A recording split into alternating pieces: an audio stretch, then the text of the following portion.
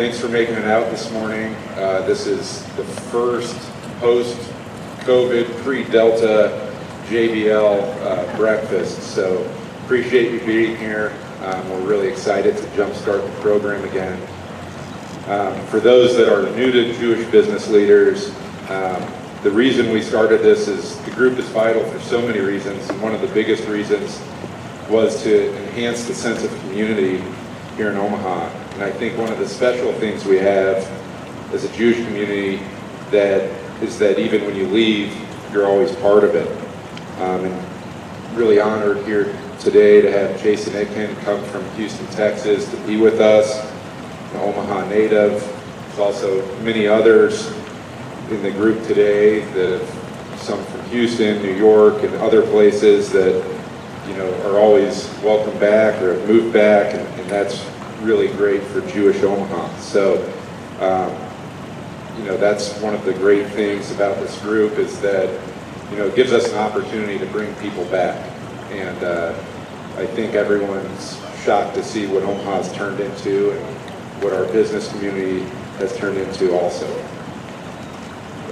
So, today wouldn't happen without those that support it. So really want to thank, when I told Dave Thrasher, who's a friend of mine, about this, Thrasher Foundation Systems jumped all over with the opportunity to be part of this and sponsor the event.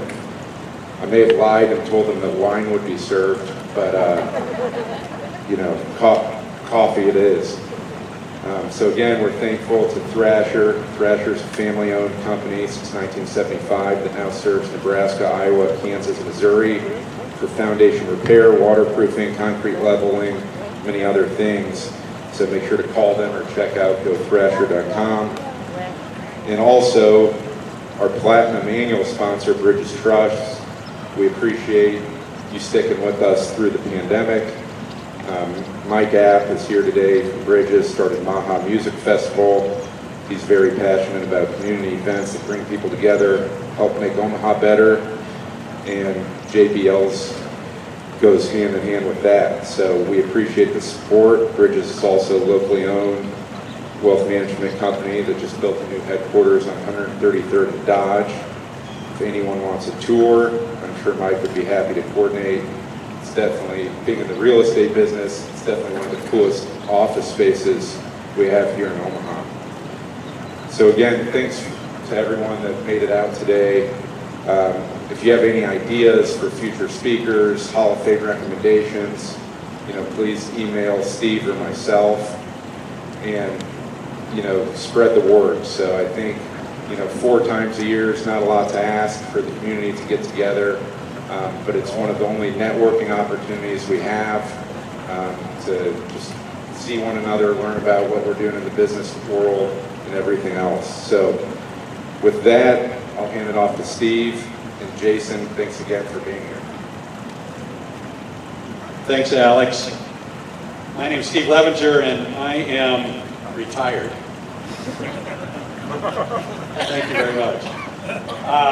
So I'm in an ex officio capacity, if you will, as the former Chief Development Officer. And I got to tell you, it was a year ago, I believe, Jason, that we were attempting to bring you in for this presentation, and something called COVID struck.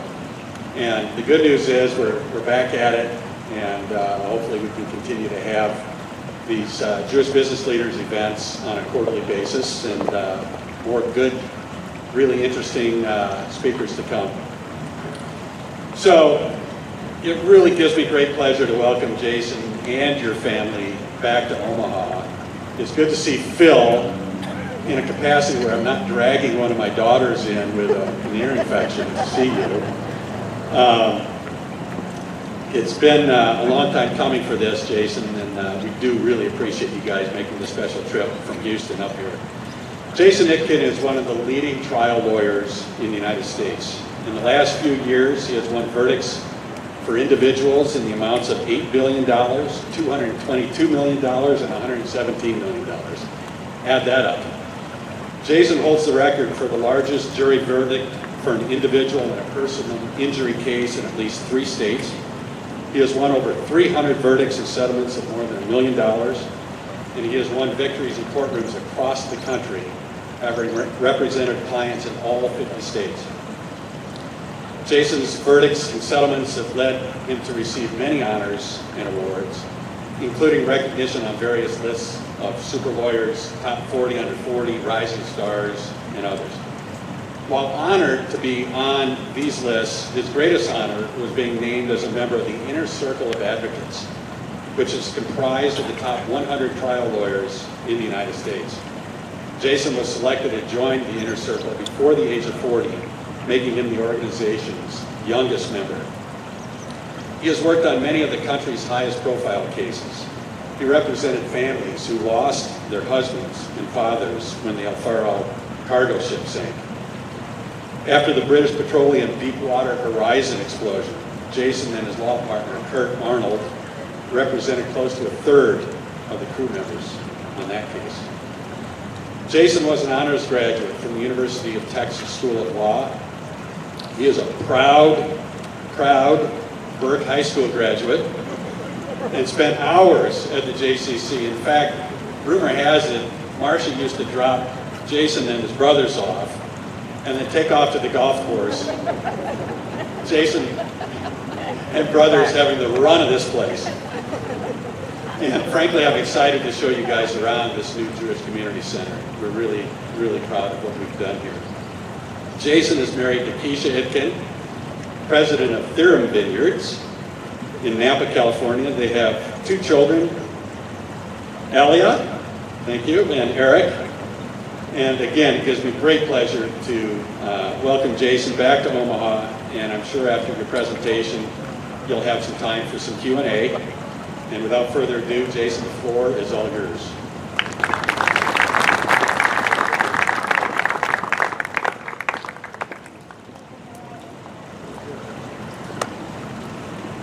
Good morning. First, can y'all hear me okay? Great. Steve, thank you for a wonderful introduction. Alex and Thrashers, thank y'all for sponsoring this. And thank everybody really for coming out. I mean, this is a Friday morning at 7:30 in the morning in the middle of a global pandemic. And this is amazing. It's amazing to see so many friends and family. It's really been awesome. We got here last night, and Omaha has changed a lot, but it's still, to me, the Omaha that I remember as a kid growing up. And even though we live in Houston now, what I would tell y'all is I still feel like this is my Jewish community. And so thank y'all very much. So let me tell you a little bit about me, what's going on with us, and maybe there'll be a few things. It's a business leaders lunch, so hopefully there'll be a few things that people can take with them from what's going on with us. Since I left Omaha in 1994, it's been a minute, I went to the University of Texas, where I didn't know anybody. Had a great 4 years there, made some pretty good grades, and went to law school. Got to the University of Texas Law School, and I went to law school wanting to do something where I could help people. That was sort of my goal, and do something to make a difference.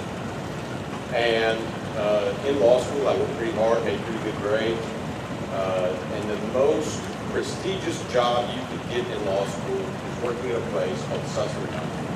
Now, most of you probably never heard of Sussman Company. But it is a firm that only interviews at Harvard or Yale, and also University of Texas, because that's where one of the founders is from.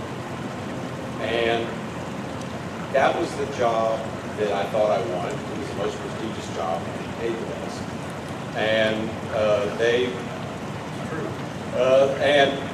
So I got a job there. And when I started working there on my very first day, and I remember this, I was walking in one of these big Houston downtown, skyscraper buildings, and everybody's in an outfit that sort of looks like what I'm wearing now. Back then they had Blackberries instead of iPhones. And everybody is just walking, and they look to me like mindless sheep. Like nobody, there's no soul to what anybody was doing. And, I was 26, 27 years old at that time. It just kind of struck me. I went to work. And what I realized quickly, although it was a prestigious place, it paid well, when I was at Sussman, I was really just having people helping big companies fight over money. And it was important to the companies, but it wasn't really making a difference in the way I wanted to make a difference. And at that time, I had a friend I met in college. We went to law school together, and we lived in downtown apartments, 3 floors in between each other. So I was on floor 10, he was on floor 7. And we do like a lot of young people do. You come home from work, you complain about work, you complain about your bosses, and we said, hey, we're going to do our own thing. It was like maybe talk over a couple of drinks, maybe even more than a couple of drinks. And eventually, they came into the idea of, well, what would you need to do to start your own law firm? Because we weren't happy helping these companies fight it out, and we thought we could have more fun and actually make a difference doing something that mattered to us. So we came with 3 things we needed to do. We needed to find an office space. That wasn't that hard. I called my buddy, who's a real estate guy. He was like, look, I can get you a little tiny place. We needed to find somebody that would give us a case. We didn't know we were going to get any business. You didn't want to start a business and show up for the first day and turn on the lights and then what do you do, right? And so we wanted to find somebody that might give us some cases. And we found a guy named Rex Townsley in the middle of nowhere, Louisiana, who would sometimes get people to, people coming to small town lawyer, they come to, he had no idea how to handle cases. He was great if you needed a will done, but not great if you needed something trial. Rex said, we all seem like smart kids. I'll give you one case and we'll see. So now we had office and case lined up. We also thought we needed, the third thing was we needed a banker. Because between us, we had $40,000 combined. And so, called a bunch of banks, gave them financial projections. We wanted to show them how serious we were. And every bank in Omaha turned us down. They said, they're not in Omaha. Omaha, I probably could have got a loan. In Houston, I couldn't get a loan. And so, I called a buddy from college, a Jewish guy I went to college with, and said, hey, I remember from college, I hadn't talked to him 3 or 4 years ago, but this was at the end of the barrel, right? And so I called him up and I said, hey, I remember that your dad worked at a bank, the Bank of Las Vegas, New Mexico, not Nevada. And I said, I need $200,000. It's like $200,000. And he said, I'll send you the financial projections. I promise you I won't let you down. He says, don't send me the financial projections because you will never get a loan. But I'll make it happen. But don't screw me. And I said, I won't. We got the loan. And so then it was time. Like, we had all 3 things. The office, the guy that was going to give us cases. We had a little bit of capital. And it was time to get started. And so I did what any good Jewish boy would do. Came back to Omaha.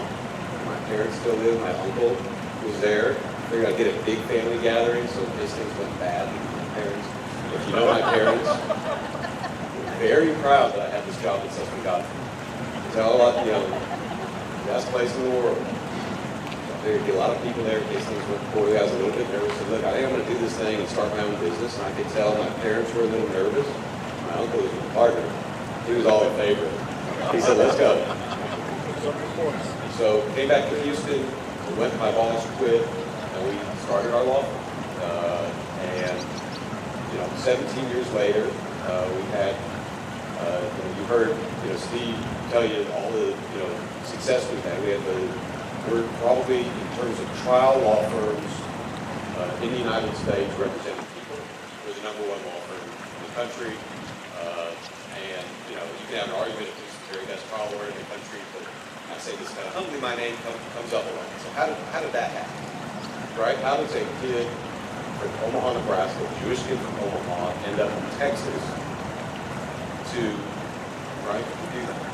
Now I would tell y'all that this could be the part of the story where you here, you know, it's all me and hard work and I'm so smart. And that's maybe my parents would tell me. But the real kind of, the truth of it is it comes a lot from this community. And what I would say is when you were, like most everybody who's Jewish, yeah, okay. So when all of us, none of us are maybe originally from Omaha, but somebody came from somewhere to get there, right? And usually, like everybody's family, if I went around, the Freelander family has a different story than the Itkin family or the Epstein family. The stories all have something in common, right? It's somebody left to come here to do better for their family. And you got that growing up, right? When you grew up here in the 80s or the 90s, you would walk around this Jewish community center and you would have people talking about the Holocaust, and you would go to the Rose Blanket and see the people that bet on themselves to give their families a better life.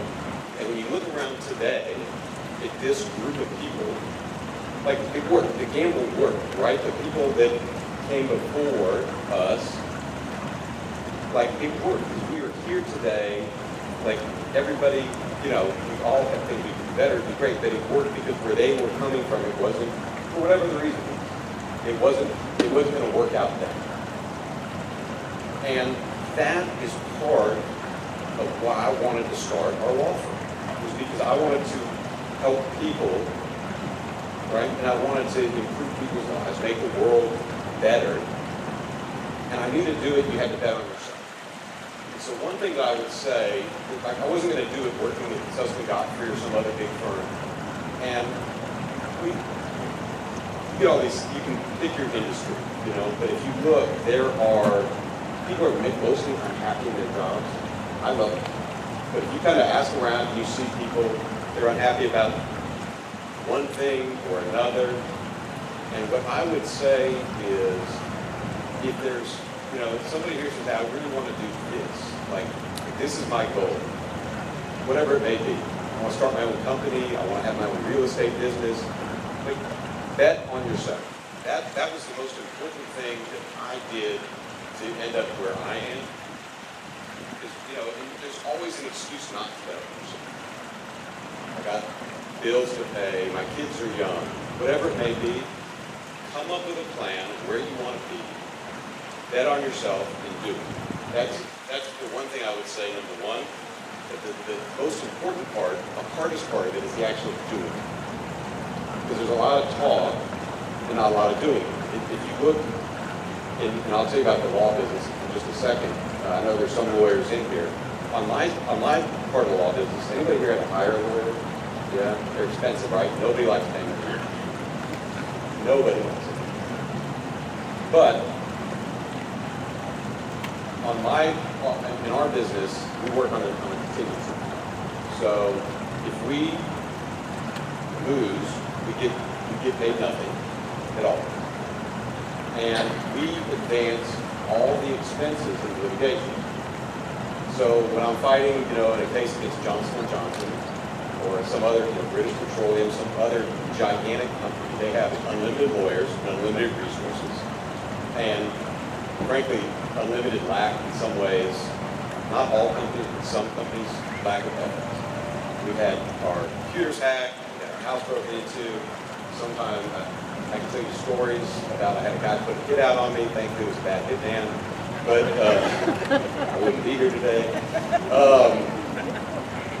I mean, crazy stuff, but you have to be willing to fight, you know, these giant companies with unlimited resources, and it takes a lot of work, and it takes, frankly, being extremely competitive. And so, one might ask, you know, so people that don't know me, y'all know me, right? Like, if really don't, how did you get so competitive? You must have had some, you know, terrible, you know, upbringing, some terrible tragedy he had to overcome that made him like this, you know, competitive person. I mean, my dad was a doctor. My mom was a great mom. We were members of a country club. But the reality is that growing up at this JCC, and Steve mentioned it, I mean, when Andy Ruback and I were kids here, I mean, you would get dropped off at the JCC. I'd have swim practice in this pool or the indoor pool. I'd get $1.25 that was have to last you all day long. Somebody took your 25 cents, Adam Kirschenbaum took, you'd be in trouble. And so, and you had to, the basketball games that we had here, I remember, like David Critchfield beating me in the junior high Bible quiz, Andy, Eric Gibner, who Andy and I know, winning the MVP of our 5th grade basketball league. Like, do you remember all those losses? You remember a couple of the wins, right? Brian Lewis winning, the ACA presidency. You remember all of those things, and you know that when you're sitting across from a team of lawyers from whatever giant company, they have not had those type of life experiences. They have not had to compete to win like we had to compete and did compete when we were kids at the JCC. And that helped tremendously, form kind of who we are in this, I think, part of our law firm and our practice is just that we don't, we're not going to lose no matter what the fight is, no matter how big the opponent is. We're just going to go after it until we win. So the third thing that I would probably say that is important of some of the successes that I've had, and I think, if anybody's thinking about it, is surrounding yourself with great people. And I learned that at the earliest age. Obviously, I got great parents who were terrific role models, who, I love very much. I got great brothers. I got my brother Andy, who's the doctor, so he's the favorite son of the group. My brother Corey, who I get to work with every day, he's the smart one of the group. But surrounding yourself with great people is so important. I've got my law partner who's next door to me. We've been law partners for 17 years. We've had exactly 3 fights in 17 years. I have no idea can't remember what any of them are. Our wives are best friends. My wife had snuck out with my little baby. It's, I've got a great wife and a great family. And one of the things that we have in Houston, and it's something that we have our Jewish friends and our non-Jewish. I don't know why, but they seem not always to, they seem like there's bigger apartments. There's a little bit like that in Omaha. And what I'll say is one of the great things about growing up in Omaha and about surrounding yourself with people was we had such a tight-knit community. I mean, it might be, Andy Ruback and I were in, Alma touring for 3 days a week, Tuesdays and Thursdays and Sundays from the time we were, in 1st grade through high school. You had, Sunday school and JCC camp and BBYO and basketball. There's all these things that were here that it didn't matter when we were out in high school. And it might be that, Lisa Sheldon was 2 years older than me, and even though our families were close, if I needed something in high school, Lisa would take me to school or take me other places if I needed to be taken. And that tight-knit community, always knowing that these are people you can count on at home, it matters. I mean, and I look at it when I see, the Nogs and the Epsteins and people who I, knew growing up, and y'all are still friends in that community. And what I would tell y'all is that matters, knowing that you have that support. That you have people that you can call, no matter what, to help you. And so I guess I've been battling for a little bit, and so I guess what I would end on is this community, gone for a while, but this community, and please don't use this in fundraising against me, somebody, but this community means a lot to me. And if there's ever something I can do to help a member of this community, like call me, email me, whatever you need, like that is absolutely 100%. And what I would say to y'all as a community is that this place is so special. And, you know, maybe it's on the Jason Epstein's of the world now, or, you know, the younger generations in some ways, but keep it special because, you know, when you're in Houston or some of these other cities, we got a great Jewish community, but we don't have this. You don't have a place where everybody can gather, everybody can feel safe, everybody can learn and compete and have these lifelong friendships and bonds that can really help propel people. Because the reality is that there may be, like, in my job, I've been very fortunate. The greatest thing about my job, the greatest thing, is that I get to take, somebody comes to me on their very worst day. Someone killed, someone's lost an arm, someone burned, something terrible. And through a process, I get to make it as right as possible for them. And when it's over, it has changed them and their family's trajectory for, you know, generations. They're right. They do things right. If things go poorly, like this family is, they're in big trouble, right? And if things work out, then it can really work out. And this community is like that. You know, you don't need a lawyer for it. Like, there's probably some kids swimming laps or playing basketball that will go on to do great things. And if there's anything I can do to help somebody, that's great. But if there's anything, I can only hear it day in and day out. So I would just say, you know, my ask, if I can ask anything, is that keep this Jewish community strong. Keep it here for these, you know, for these kids, because that's part of what we are supposed to do. So thank you all very much for having me.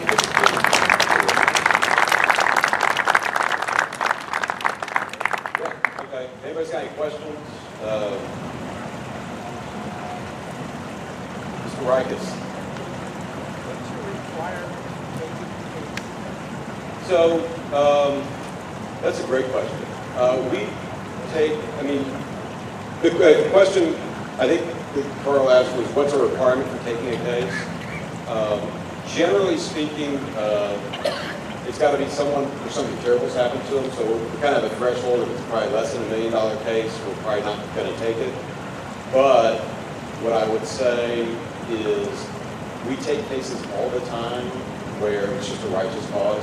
You know, where something terrible's happened to somebody, and you feel like you need to help them. The biggest disqualifier I have in taking a case is I will no longer take cases with my father because he's the worst client. Patio case, not any other questions? Tell us about the winery. So Keisha's, I think, feeding Eric, but yeah, so we have a winery in Napa Valley. I'm thinking you all, we were out there, we used to go there a lot. What happens, I'd settle a case, we go to Napa for a couple of days to just sort of unwind.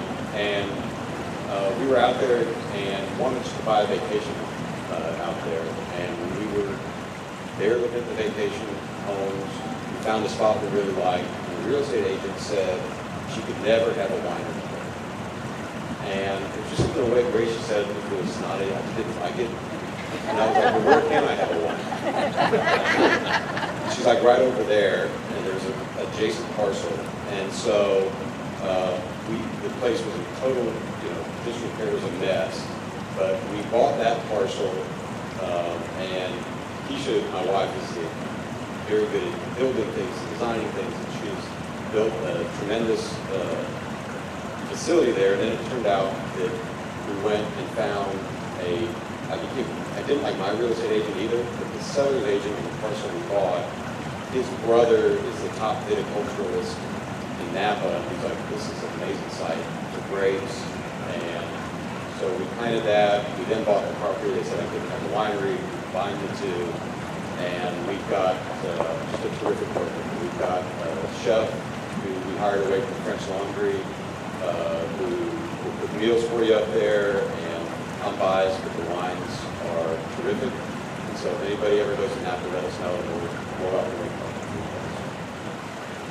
It's called Theorem because my wife got more college postgraduate classes than any human being should have. And there's an old schoolhouse from the 1800s on the property that they think is the first schoolhouse in Napa County. And so we named it Theorem because Keisha's very well educated schoolhouse and kind of a search for the truth. So, yes.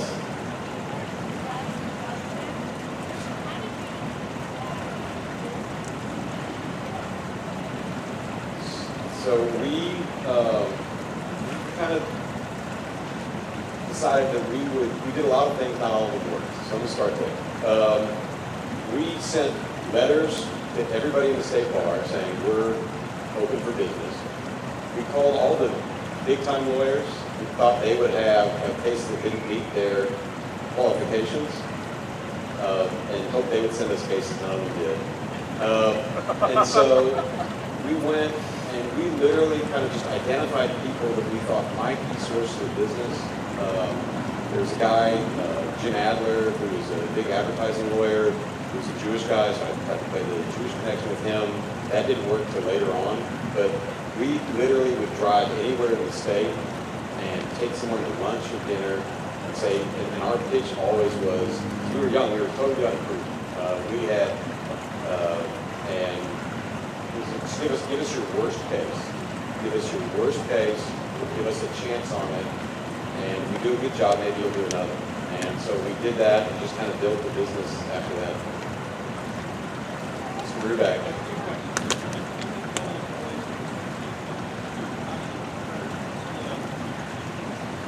That's a great question. We just did a management overhaul. So we have about 100, just under 120 total people in our organization. We have offices in Houston, Baton Rouge, Utah, and we're about to open one in Dallas. Kurt and I split up until just very recently. There was Kurt's side of the hallway and my side of the hallway, and every case that came in would just either be a Kurt case or a Jason case. And then on the kind of management side of stuff, we just kind of sit down and we kind of, there's certain things that Kurt's more interested in and certain things I'm more interested in, and like where you're interested, like go do that. But we just kind of talk it out. I mean, and we're the only two partners, we'll always only be the only two partners, but we have a lot of smart people that we pay very well, at least I think so, and that help with different pieces of management and kind of keep things running. But it's having the right people, it makes all the difference. Alex, and then I'll please. What do you do if you're the only two partners? Is that ever one that's or how does that also talk about how you left and then like the culture of the big law firm, talk about your culture and how you're Yeah, and so, great question. So,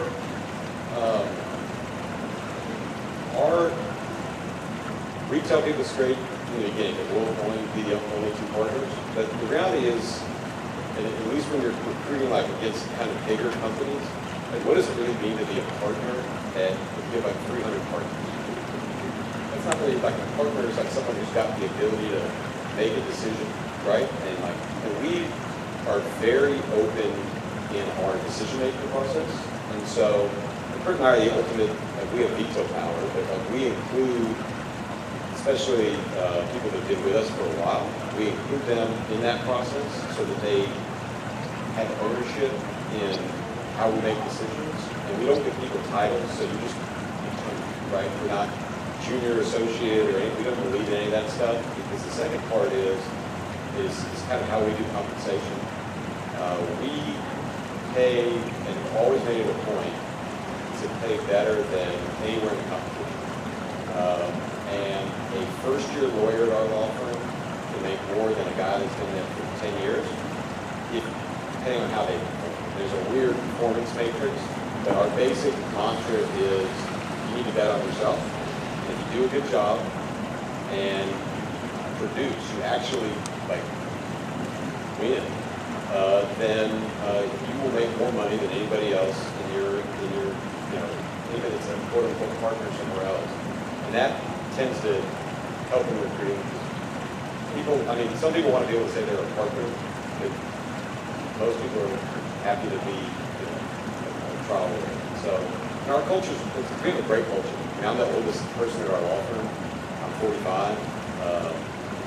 We play basketball together. I work with my brother. I work with a lot of people who are our best friends. Our wives generally all know each other.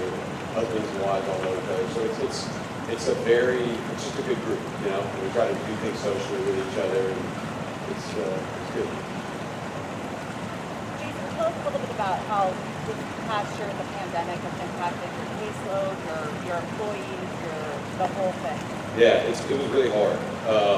I know the pandemic's been hard for everybody, but lawsuits move slowly anyways. Like right there, a year and a half if you're lucky from start to finish, and the courts all shut down. And so you've got people who really need, they need their resolution, good or bad. They need their day in court, and the courts were shut down for a year. And so we did a lot of work to try to reopen the courts. We were very serious about COVID. Masks, making sure everything's safe. But we did a lot of work to get the courts reopened safely. And so in Houston, we were able to work with state and local officials to rent the football stadium. And so we did jury selection in the football stadium because you could space people out. The wireless microphones, it's a little nutty, but we did that. And then we would take the back of the courtroom where the audience normally sits, and you put the juries there, and then they live stream it because you got to have an open court system so they can come in, so it's on the internet. And so we got that reopened, and then I tried a case that took almost all of April and all of May. We won both cases, got great results for our clients. Steve's brother Jeff helped on both cases, and it all worked. Nobody got COVID. Everything worked, but it's been really hard because our caseload is back. It's almost doubled, and I got people that are waiting for resolution. But we're just going to have to work hard to get through it, and hopefully, knock on wood, this all passes. Okay. Yes, sir. When are you going to open an Overhaul? When are you opening an Omaha? People know me too well. Yeah, I can.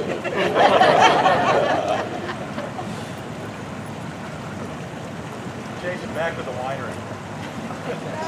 Seems to be on my mind this morning.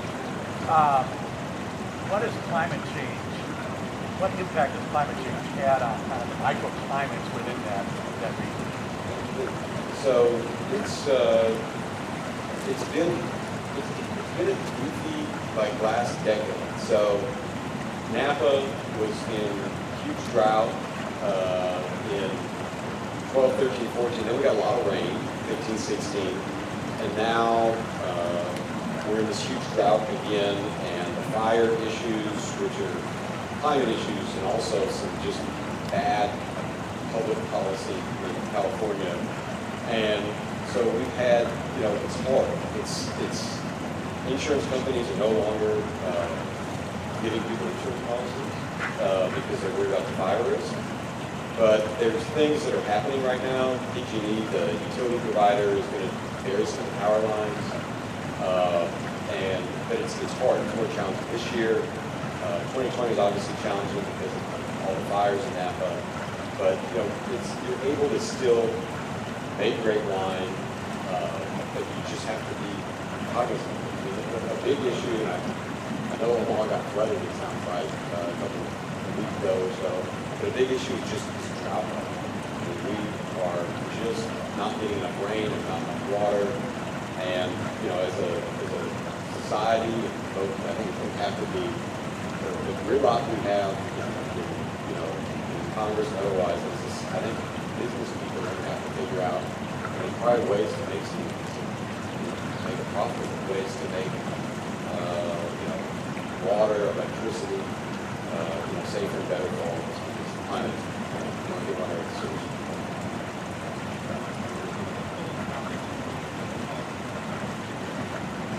Sure. So we do a lot of stuff with children. Children, like, that's, to me, this may sound a little terrible, but like, I feel like by the time we're all adults, we should, everybody needs help and time, and we should figure it out. And so, children are very important to us. We do a lot with a school called the Monarch School in Houston that helps kids with neurological, developmental disabilities, with autism and such. Keisha and I do a lot with the Jewish Community Center. Keisha is on the board at the Holocaust Museum. We just opened up a brand new Holocaust Museum. We do just the Boys and Girls Club in Napa Valley. We're big supporters of that. And so we do a lot of stuff with, if it's children or if it's a cause in need. My partner and I started the foundation, it's been 4 or 5 years now, and our goal for the foundation is if it's an area of need that's not served, then we want to be there to help fill the gap. And so, and it's nationwide. So if y'all know somebody here, something that needs some help or something, we're all in.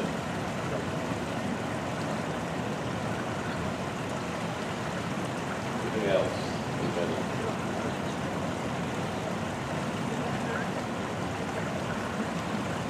Yep, good. Oh, we got one more. You're gonna close me out. Uh-oh. I've been given the hood. No, I'm not going to give you the hook. I'm going to ask you, before I close you out, so if anybody wanted to sue the governor of Texas for his work in creating the pandemic, that's something you would take on? My good friend Charlotte Aldis filed that case last week, and it's going to go nowhere, but she's doing the right. She's after me. It's not someone you want after you. Well, Jason, thank you for your conversation this morning. It's great having you back in Omaha. As I said earlier, I remember you as a little kid, remember your parents and your uncle. I just hope that you come back to Omaha more frequently than this. I know that Steve's going to give you a wonderful tour of our campus. It's changed a little bit since you were a little one here. But I want to thank everybody for coming today. Jay Cattleman for putting this together. He's done a great job, and our sponsors. And it's always good to have Steve leading us off on amazing things, and look forward to more things from him. So Jason, again, thank you for being here, and everybody, thank you for your time.